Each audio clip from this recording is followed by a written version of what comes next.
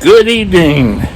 Yes, I lost my phone under the bed, so I couldn't really do a chat till about now. And I want to kind of chat a bit about today about people who have had enough of being a diabetic. I heard stories years ago about, oh, I wish I didn't have diabetes on my birthday, that I could just cheat. Well, no one's stopping you, but you're going to pay the price.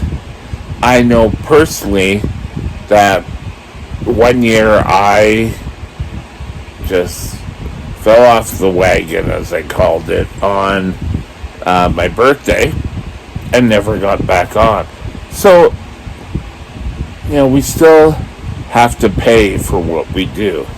And people who get upset, or especially as a teenager, that, oh my God, they have to do all this stuff, hook up their pumps or do their shots. That's why I have stressed in a number of videos that you should get your kids into kind of a lax diabetic group that do other things. That go out and will have bowling tournaments, I think I said, or they play softball, or, getting to see that it's not all such a big deal. Now, there's a difference between a diabetic and someone who falls into the brittle category. Now, they say type 1 diabetics are 10% of the population. Brittle diabetics are 2%. And a lot of times, I know personally, if I was still working, it would be hard to do blood tests every day and try to work, because I did that. And not always well. There have been times where I can remember, ironically, we were doing a building first aid for the company I was working for. And that first aid day, it was kind of like what would happen if the building was, the emergency was happening in the building. And people, we ate lunch, and then I went, and then after it, I just kind of collapsed. I was not doing well. I had a low. So, some of us just go with the flow, and other people find it really difficult. And it says nothing about that person. Now, type 1s, you could be fed up with it, but if you stop taking your medication, you're going to be in worse shape. If you eat everything you want, oh, my eyes, I go past a pastry cart. Yes, I look, but I don't necessarily always go. And once in a while, I will crave potato chips, and I will get a bag. But, I count the carbs and continue on. I don't want to say, you kids today have it so easy.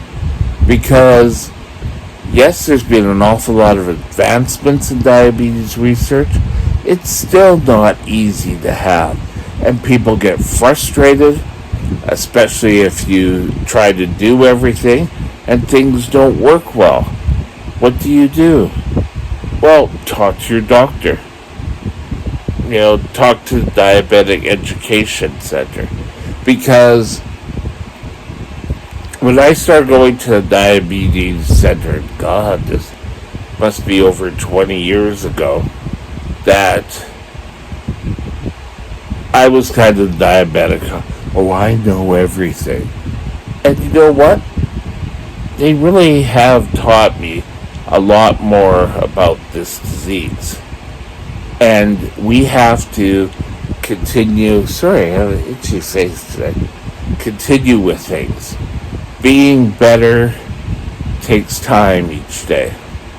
But you need guidance on how to set up a program. For myself, scratchy nose, sorry. I get up by 8 o'clock. Right now, my worker comes and we do getting ready for the day. I do a blood test. I calibrate my pump. It gives me my insulin. And then I move on. Not really thinking, oh, well, it's so much. Lunch, I do a test, take some insulin, and continue on. We don't know how to do it. You gotta take some time. Now, I had a doctor years ago, and this doctor said to me that people who are diagnosed with diabetes, I'm talking older adult, want to take a week or two off to get in the habit. And they said this doctor was totally against that, saying you have to get out and you have to do it. Well, I sort of agree with that we need to carry on. If you're frustrated about it, get help. Don't worry about what people are thinking. Oh, well, my friend's a diabetic and he has it all under control and I can't deal with doing this. You learn bits and pieces. There's something about how you deal with each other and what works in your life. Trust me, you will find an answer. It may take some studying. I suggest a really good book was Diabetes for Dummies. And by no means am I calling you dummy, because everyone has to learn how to do things. Right now, I have people in my life that can help. I have a person who will come and visit and help me. I also, in case I have made sure that I have someone of power of attorney. Now, this is more someone like me who's brittle, that you have someone who can speak up for you. And if you're an older type 1, that may be a good idea.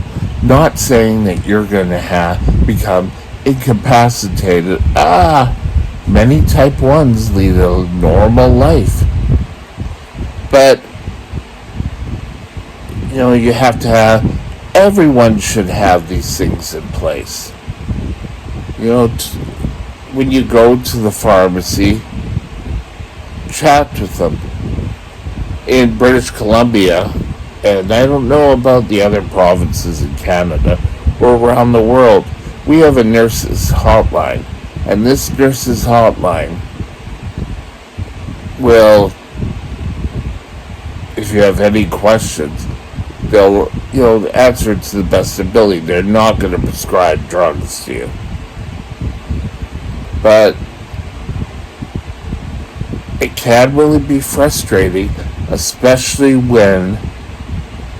if you have the cold or the flu or any other illness that's around, and you take it hard. I'm not saying take it hard emotionally, but your body says, hey, slow down a bit. And you may have to take a couple days up to a week off just to get you over the illness. Because if you continue, you're gonna be sicker than sick. Sicker than sick. So why, being frustrated comes from really not having the plan. And there I go again. And I was thinking, it's time for me to update my plan. And I gotta send it to my doctor, to the diabetic nurse. And, in these sorts of plans, now this is, for me, I'm not a doctor. I don't claim to be. Talk it over with your own professionals. But I think that we need to have a plan, and on that plan, have your prescriptions, what you normally take.